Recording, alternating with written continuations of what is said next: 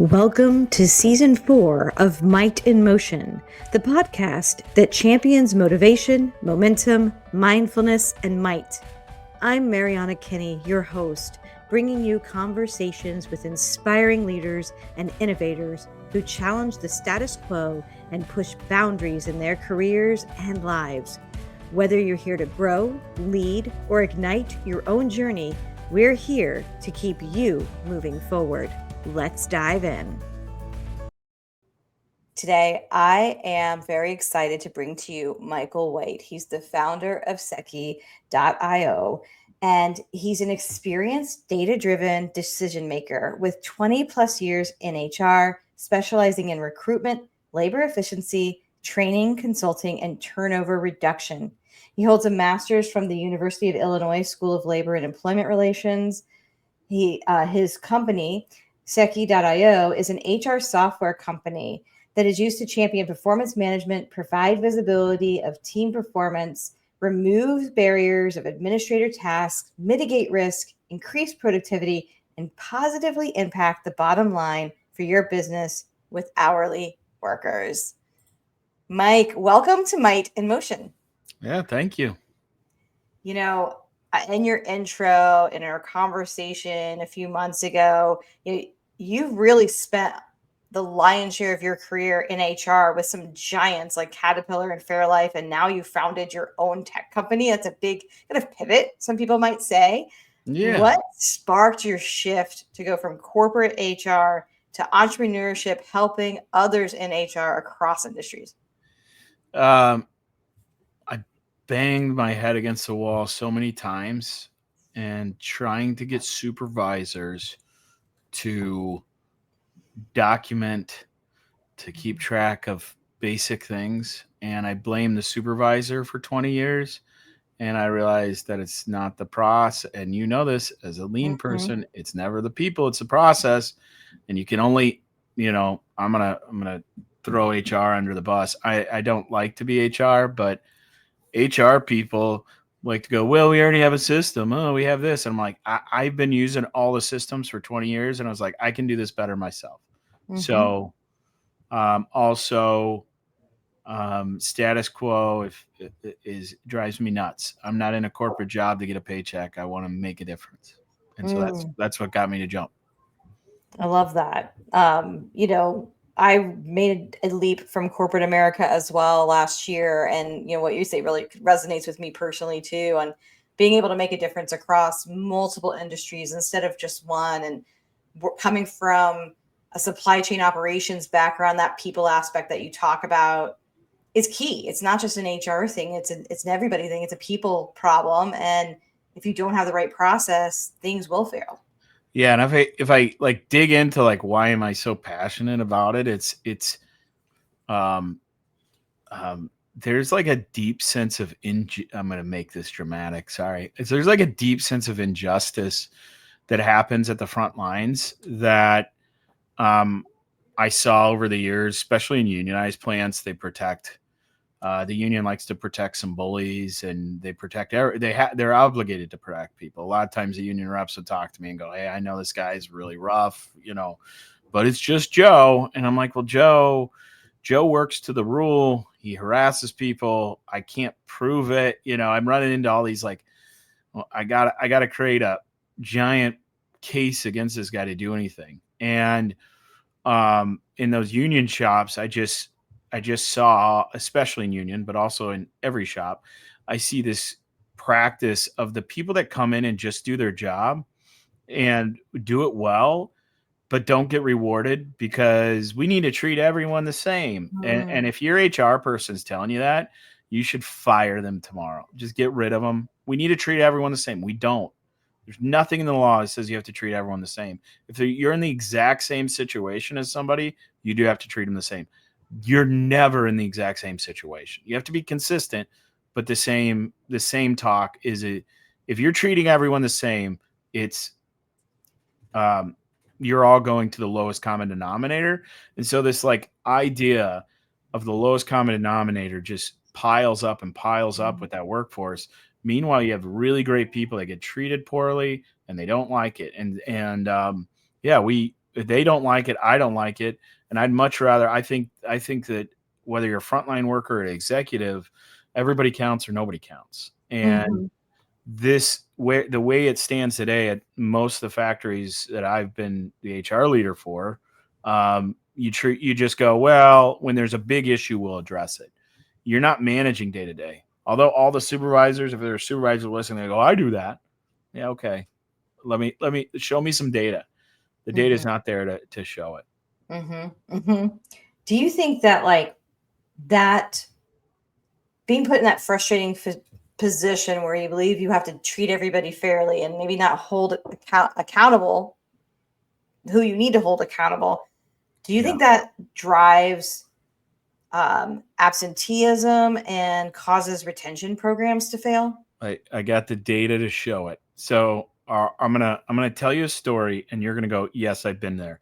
I've done this so many times. We sit in a room and we go, we got turnover issues. It's this. It's you got turnover issues. You got supervisors aren't learning the employees' names in the first 90 days. You have HR's blaming safety, or excuse me, ops blaming HR for recruiting bad people. They're blaming safety for HR's blaming safety for bad safety record. You have this, like, you're in complete reactive mode. It never seems like you're ever going to catch up. And there's no light at the end of the tunnel because turnover breeds turnover that breeds turnover. And so you lost a good person. Oh my gosh, what are we going to do? This complete panic.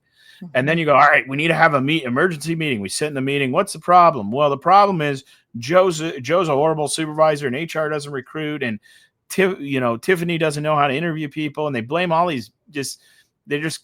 People are grasping at straws. I've done this. I'm not exaggerating. Over 100 times I've been in that meeting, maybe 200. And what happens is we go, well, it's pay. Down the street they pay more. It's almost never pay unless you're way under market. And then we go, well, it's not pay, it's training, our onboarding. And then it goes training then goes to onboarding. And then onboarding goes to culture. And then culture goes to this conversation of engagement. Maybe it's engagement culture. I like it. You're talking about fluffy words that don't mean anything to the real person. So what I've experienced is, at the end of the day, the loudest person in the room gets her way. Sometimes, to be honest, I speak up too much. It hurt me in the corporate world, but I was the loudest person a lot of the time, but it still is not a database decision. So what I did is, when I left my role, when I left corporate America, with my last role was with Masterlock as HR director and operations, is I sat back and I go, what's my plan? Like, how did I get these facilities to be less chaotic? And one of the first one is the recruitment. I do a deep dive on recruitment, but the second one is frontline leadership, and being able to fire bad employees is the basis of leadership. If you can't hold people accountable, if you're in a work environment where Joe gets away from just over and over again, but HR is like, we can't, they might sue us.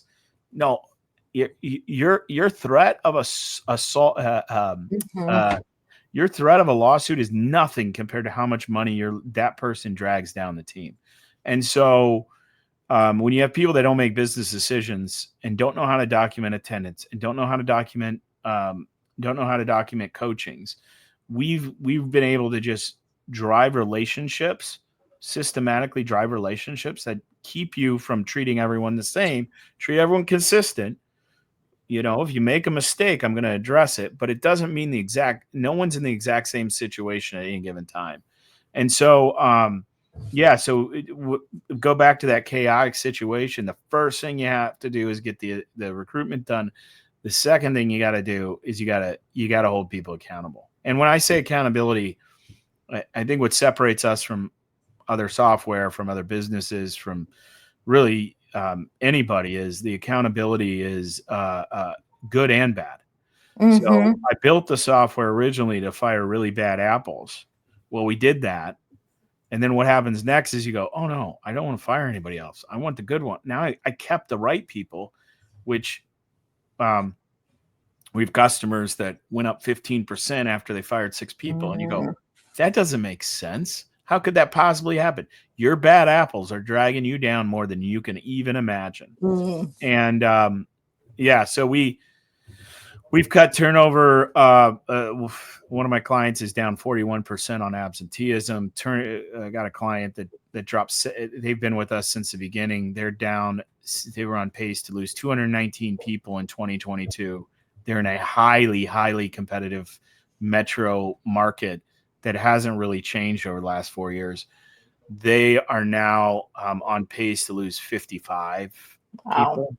So they went from like 18 a month to 5. And then what happens when you do that, just like a turnover is contagious, so is engagement. So their supervisors meet with their employees twice a month, which I think is bonkers, by the way. Like they do one-on-ones with every single employee twice a month in a distribution facility. And you go, how do you do that? Well, you stop spending your time firing people, or you stop spending your time chasing your tail on training new employees that then leave. And yeah, so when you ask, does absenteeism retention happen? Every single one of our customers reduce their retention rate, or increase their retention, decrease their turnover rate. That's awesome. And that has to make, as you mentioned, the frontline person's life easier, and really just increases the morale across the board. Yeah. Just, you think about, you've been in corporate America. Think about how much money was spent on training executives, senior managers, sales teams. You do these big trips. Mm-hmm. And then I was in a factory. I won't say which company, but it was one of the big ones. And I got a my meets expectations, which I was like, I busted my butt this year. And I got I'm a data guy. And I was like, I got all this data that says I performed, but you spent $1,200 on it, on some, job fair, some silly thing. And I'm like, the resources spent at that top level, what if we just took that $1,200? What if we took that $1,200 and spent it on our frontline leaders? And what happens with that is most people, what most organizations don't realize is the investment in your frontline employees is roughly, in manufacturing, 30% of your total cost to your business, sometimes more, sometimes a little less. 30% of your total cost, the only way you can control it, or the only way a CFO thinks you can control it, is layoffs. And what we've been able to prove out is we can control that cost without layoffs. We can control that cost by recognizing people, by coaching them, by holding them accountable with discipline and attendance, and drive those relationships with the frontline leader and the employee. How does your software actually work to create that result? What makes it special? So what makes it special, there's a couple things that make it special. One, it's designed by somebody that worked in a factory for 20 years. So it's easy as you possibly can be. So I hear a lot of times, well, I got ADP, I got Workday does this, ADP does this, Paycom, whatever. They all do it kind of, but they're never built. They're built for HR people that sit at a desk. I joke, you ever sat down and tried to do goals at a facility? I've done it. I've done this like 10 times. I once sat down, I right out of school, and my ego out of school was bigger than you could possibly imagine, because I had a master's degree and I'm moving to Georgia and I'm smarter than everybody. And then really quickly I learned I'm not smart, and I had the lesson of hard knocks real fast. And I created this great way to do performance reviews. Met with the supervisors.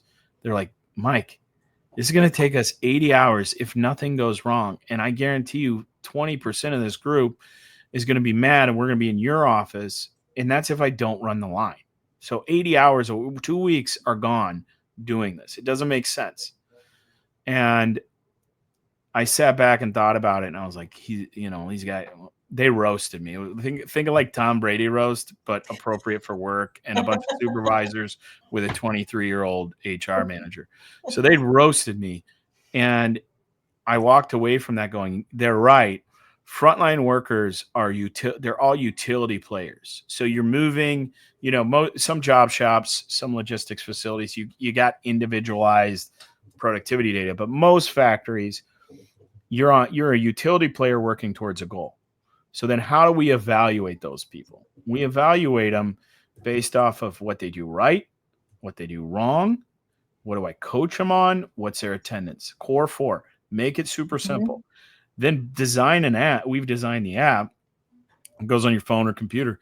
And it's just, the supervisor has simplicity. The employee, no employee has to download an app. So this is funny. Oh, people don't mind. It doesn't matter what age you are. It doesn't matter how good you're with technology. If you work in manufacturing and you tell somebody to download an app, they are not happy. And so I try to convince the executives of this. 30% of HR's time when you roll out a new an app that has their payroll on it is resetting passwords, because there are 20-year-olds that don't care about email. There are 30-year-olds that don't care about email. That I'm on the phone with their wives trying to set up their system because the guy's like, I don't care about this. That's why I build stuff. I like building. I don't like technology. So what we did is we made it all text message based for frontline employees. So they know when they do well, they get a text message. When they have an attendance point issue, if you have a point system or attendance issue, it says, hey, we logged you as getting a point, or we logged you as not being here. If this is incorrect, let us know.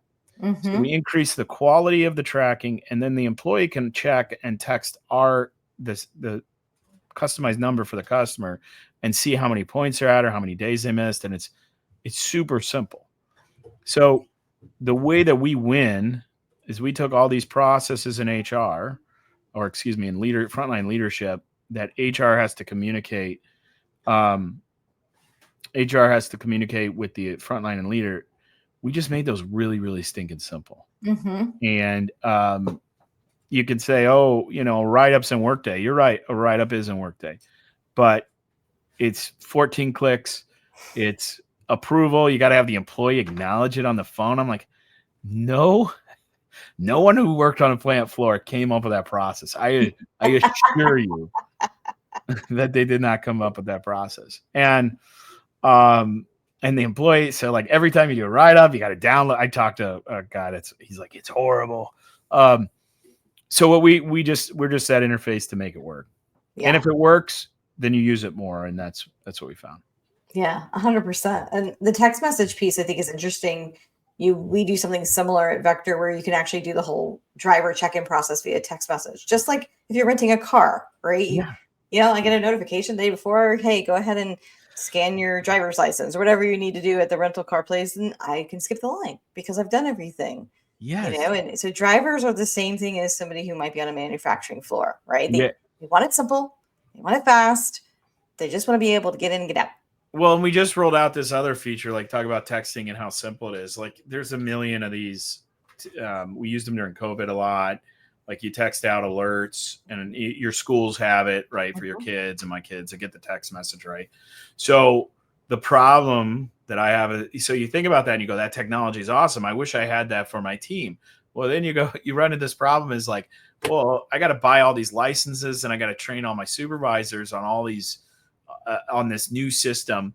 And we launched within our system, a supervisor now, we call it one-way communication. So you can blast out, hey, I need overtime this week. And supervisor can put that into the system, blast it out, get the call back. Or, on the onboarding process, you're like, I've run into this a ton. There's strict rules. You can't, within 30 days, you need to sign up for your benefits, right?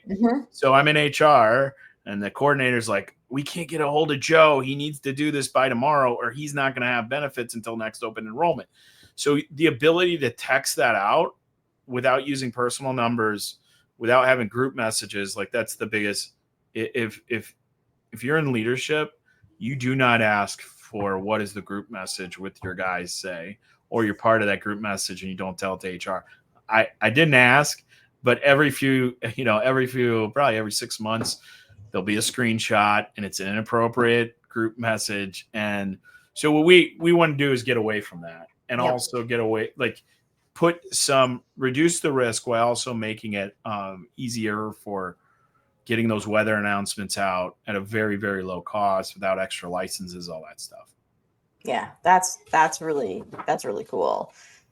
Yeah, I mean, if you've ever chased somebody down for paperwork and you call them, they call you back and you call them, and it's like, I wish I just, and then you don't want to give them your cell phone. You don't want to send the text out because you're like, this person's a little bit goofy and they're going to call me a bunch of times. Mm-hmm. Yeah. So I don't mind my work number, but I don't need a call on Saturday night after you had a few drinks. Why not? Yeah. I'm going to call my age. I can't tell you how many people call me. You stupid. Goodness. Yeah. I love it. What, you've mentioned a few times that you're really into data. You like making data-driven decisions. And I like that too, because it just takes the emotion out of it, right? Here's just the facts. Let's see what the facts tell us, right? Mm-hmm. What is one HR metric or data-driven point that you think organizations actually overlook but shouldn't? Probably the number one, I told you the first thing I do in a facility is recruitment. And the reason I do that, I've been in charge of 65 plus facilities. Every single one, without exception, was recruiting to either no number or the wrong number. And I learned this the hard way. Deb, I'll just say Deb, if she listens to this ever, I thank her for this. She's pounding on my table going, Mike, I go, that's not within budget. We plan to hire 24 a week. We were doing this plant startup. We plan to hire 24 a week. We planned for 1,400. We were at 1,800 at one point. Not that many people. We're a factory of hiring. Mm-hmm. And Deb's like, Mike, I won't get fired for going over budget, but we're all going to get fired if we don't hit production numbers. Mm-hmm. And that was like an aha thing for me, because I got so focused on budget. But that's not where the value is. It's not where the money is. And so the biggest KPI, I throw out all of them. We do these dashboards with age, and we do this demographics and turnover rate. All these things are great, but none of it's actionable. If your listener base, I challenge them to find an HR dashboard where they're actually making decisions off of it, and they're not. You all can call me, email me, text me, call me, look up the number on the website secchi.io. I will bet you a beer you have a HR put together at really cool, interesting data that's not actionable. And so the number one metric that I start with is target headcount. And what I mean by that is not budget, not what the CFO says. I start with how many people need to be on the facility floor every single day. And then I have to make them, because ops they like blaming HR for not hiring people. But I make them go, okay, we need 100 here today. How many are off on PTO? What do you have scheduled? Well, it depends. But give me the number. All right, it's 2 people. Okay, 2 people get PTO every day. So if you go over, that's your fault because you approved the PTO. Yes, all right. Then unexcused absence. How many call-offs do you have a day? It's not that hard to pull. And most of the time you can start with a gut number. Let's say 2. And then how many people are using FMLA that you can't really count on? Okay, we got 1. So all of a sudden I went from 105 or 100 to 105 just in that conversation. Yep. Now there's another number that gets overlooked, is the turnover rate. So on a micro level, it's very hard to see the turnover rate if I have a team of 20 and who's going to leave next. But factories are where you grow. They hire an entry level. So on that 100-person facility, I can tell you I lose 2 people a month. So So on a weekly basis, I should have made it easy. I lose 4 people a month. On a weekly basis, I'm going to lose 1. So we then add into that 105 plus however many people we're going to lose every week. And then now I'm at 106. That's my target headcount, because if I have 106 people on my headcount, that means I have 100 people that show up every day. Right. And then ops goes and CFO goes, that's overhiring. It's not overhiring. You're just the comparison at first it was like Deb was like pounding my desk going, Mike, you got to get more. And I'm like, it's going over budget. And then it dawned on me when you look at it is, how can we ship something from overseas, from China, Indonesia, and it gets here on time, but I can't recruit on time. Mm-hmm. And then, so that problem of recruiting on time is solved when you have the right headcount that you're recruiting to. Every single union campaign in a non-union facility I've ever been a part of starts with mandatory overtime. That it's not pay, it's not anything. It's when you start making people miss their kid's soccer game or football game. That is where you get a union, and that is where you get low engagement. That is where you get pissed off employees. The root cause is typically staffing. And not knowing your numbers and having HR people that don't understand how they're working about, well, you said 100, so I want to stay under 100 to save us money. You're not saving us money with losing 4 people a week. And what happens when you do this is you get staffed right. When you get staffed right, everybody's in a better mood. They're happier, less panic. They know, your supervisors know you have somebody recruiting. Because if you wait until the opening happens, it's a 6-week process at best to get somebody in. And if it's not a 6-week process, you're getting somebody that was probably, in not a great situation, that are not the top talent. And so when you have that 6 weeks, I'm gonna go into too much. I'm sorry. So then you take that process and you build in I call it people supply process. So now we do forecasting. We have frozen periods of headcount. We look at it a weekly basis, and we're looking forward. Start there, and then you run into attendance. That's where SECI comes in. The next thing is performance management, is setting high expectations when people come in, holding them accountable, recognizing the right behaviors, and addressing the wrong ones. I love that. I love the data piece. I mean, even just when you talk about having a target headcount, that's not just if you are in a manufacturing facility. I've sat down with my boss and talked about, okay, what's our pipeline of new customers we're going to have that we're going to have to onboard, and facility counts and complexity, and let's put the data behind it for our pitch to say, how big should our team be? How should we grow? So it's the same mentality that you have to have, and if you're winging it, you're always going to be winging it. What I mean? And they're not putting HR in those I can't tell you how many times I hear like, oh, we're bringing in that. And I was like, what? And I'm like, you give me a heads up. Like, I can get there, but the expectation is, oh, we lost somebody, so HR start recruiting. You're already behind. You've already disengaged the group. And especially when you start moving up into the salaried ranks, like, we know who's going to leave. And so why are you not, if your team's not out proactively kind of fishing for somebody, you're missing out. And that's just forward looking.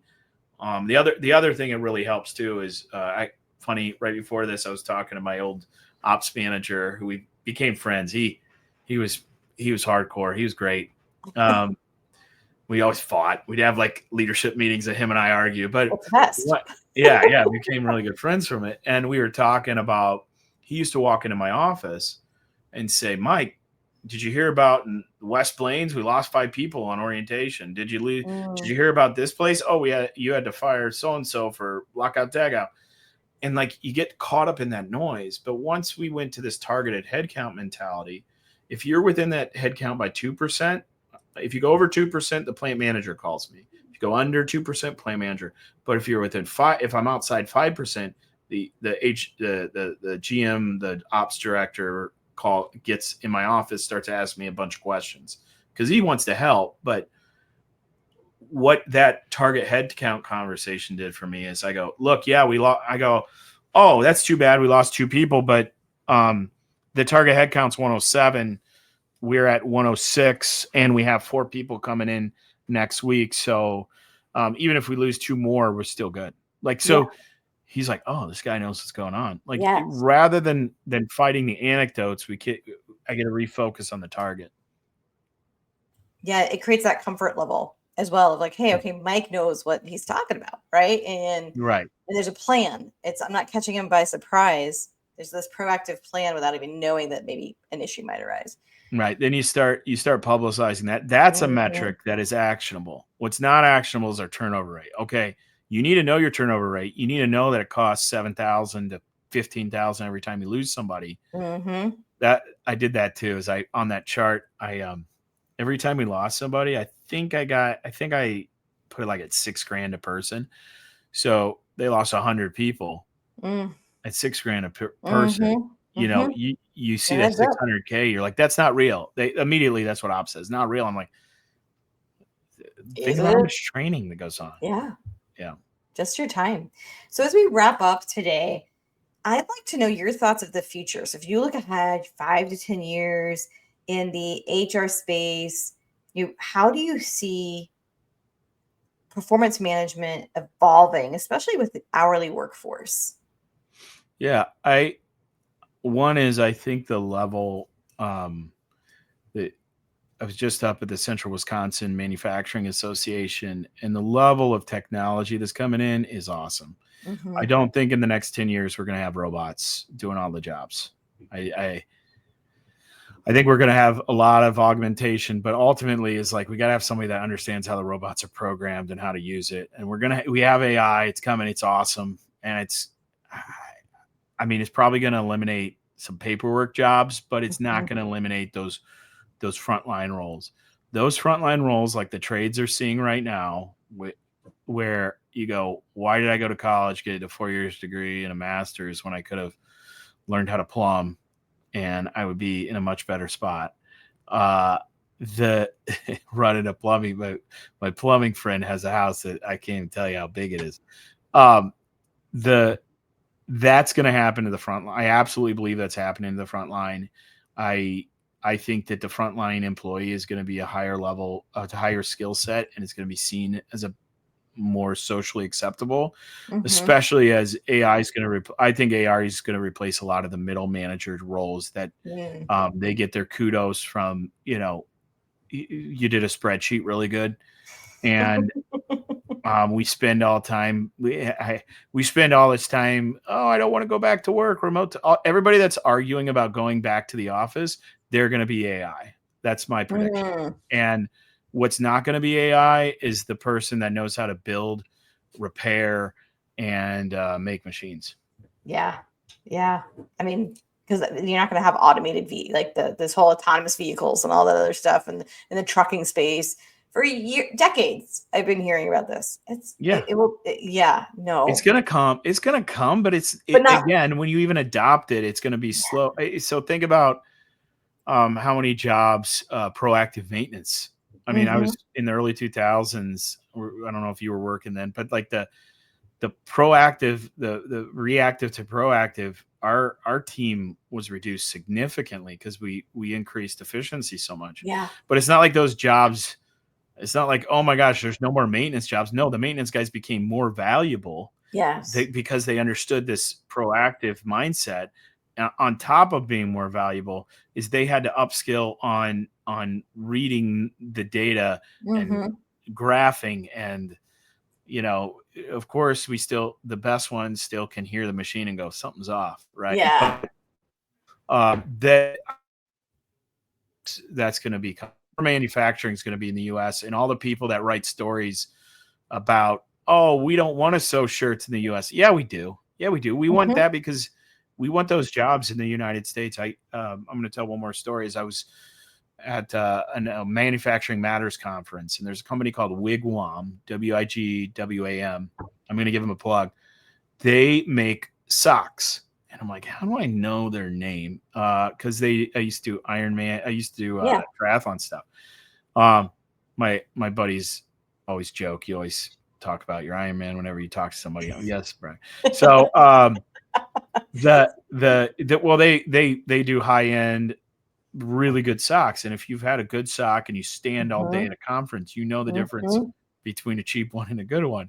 Well, I went to buy them. I'm like, these are the same price as the ones. These aren't, the really cheap ones you can get, right? But I'm like, these aren't expensive. And I asked, while I was in the meeting, I was like, they're made in Wisconsin. I'm going to buy these. And I went up to him. I go, how'd you guys keep this in the U.S.? Everybody else you got to be one of the few making socks in the United States. And she said, it's our people. She goes, Mm-hmm. yeah, we probably have higher labor costs, but we beat them a little bit on logistics, and we got good technology, but we have good people and we treat them. We make them stick. We make it so they want to stick around. And I think we're all going to see with, as we get through the uncertainty of tariffs and we drive more manufacturing, it's going to be so fun the next few years. Yeah. I'm excited. Yeah, I think you're absolutely right. This has been an awesome conversation, Mike, which I knew it would. I was so excited for us to get together again. If people are going, hey, you know what? I have opportunities and I need some help and from the HR side, and what you're saying resonates. What's the best way for them to connect with you and your team? Yeah, so Seki.io. You can find us on Seki. If you send me a message on LinkedIn, there's a lot of Mike Whites, but Mike White with Seki. You can reach out to me on LinkedIn. You can hit us up on the website and fill out a demo. I know that's scary sometimes. If you have a frontline leader, if you're tired of doing the training, I couldn't train anyone more on documentation. I couldn't train anyone more on recognition. And we're going to solve recognition by employee of the month. And if that's not working, which I know it's not, if you want to actually, if you care about your frontline employees and want to have them feel included, then hit me up on the website or the demo. And I appreciate you giving us a chance. Yeah, this was a really interesting conversation. Like I said, I just spent the whole week at a manufacturing facility, and I'm just like, this is. I knew this was going to be a great chat just from like what I got to see when I was on site. But I wrote down notes because everybody knows I got my handy pen. I'm always scribbling things down as I'm talking to people, and some of the things that resonated for me is that we talked about that there's a turnover issue. And people kind of blame a whole bunch of different folks, right? Oh, you couldn't learn the person's name. I'm going to blame operations, and they're going to blame HR, and they're going to blame, whoever. And it becomes these fights, right? And whoever is the loudest gets their way instead of actually following the data. And, you've been able to create a tool that holds people to a process that really allows accountability, both good and bad. Right. And so many times people focus on the bad so I can fire people. But if you also focus on the good, what you're investing in, actually you see more of. You talked as well about how, when people do good work, right, you can't really treat everybody the same. You want to be able to elevate those people, and that, if to make sure that you're not rewarding people based on the lowest common denominator, right? Yeah. What we surround ourselves is kind of what we end up seeing more of. And so you talked about how, when there's bad apples, it's going to drop your productivity. So that then turns more turnover, right? And that becomes contagious, but so is retention. So when you're investing in that front line, you can actually control retention, and that controlled retention is going to reduce your overall cost because you're not spending that cost on that recruitment, however much it is, $6,000 a person, whatever it ends up being. That cost starts being diminished, which is awesome. And you talked about one of those metrics that people shouldn't overlook, and it was that target headcount. There's math around it. It's not just the minimum. It's not just what makes you hit your budget. It's including all those things that are contributing factors of what's your turnover, people who are consistently out, et cetera. And so now you are ahead of the loss. So when they come to you, oh my God, somebody quit, hair's on fire. Cool. I already got 2 people in the pipeline. I've already got, they're coming in for, their first day next week. We're good, right? We'll and that be creates okay. that confidence. Yeah. It took a lot of messing things up. And I like asking the question, is high performance rational? Like, it doesn't make sense to work hard. And I'm going to tell one more story before we go. I have a buddy named Jeff. I went to college with Jeff. Jeff came back our junior year smoking. And I'm like, Jeff, you don't smoke. Like, you made it through junior high in high school without all that peer pressure. Where'd this come from? Incentives matter. So he's working at a factory in the summer up near Chicago somewhere. And he got an extra break every time he smoked. If he was a smoker, he got more time to break. So think about how powerful that incentive was. I got an extra break, so I smoked. Incentives matter. And if you're building a set incentive system on treating everyone the same, you are incentivizing people to be lazy. You are incentivizing people to not do work. Now, if you do the incentive of incentives can work positively and negatively. The positive incentive is when you do well and you get a text message and you go home to your wife and say, "How was work today?" "Oh, boss said I'm pretty dang good." If you have that text message, is high performance rational is a bottom line question that I ask all the time when I walk into a facility. Would I work hard if I walked in the facility? And if the answer is no, it's because you're not rewarding good behaviors and there's no consequences to bad behaviors. There's no motivation if you don't have those. Thank you for tuning in to this episode of Might in Motion. Remember, every step forward counts, and the power to create momentum starts with you. If you enjoyed today's conversation, please subscribe, share, and leave us a review. It makes a huge difference. Until next time, stay inspired, stay mindful, and keep moving with might.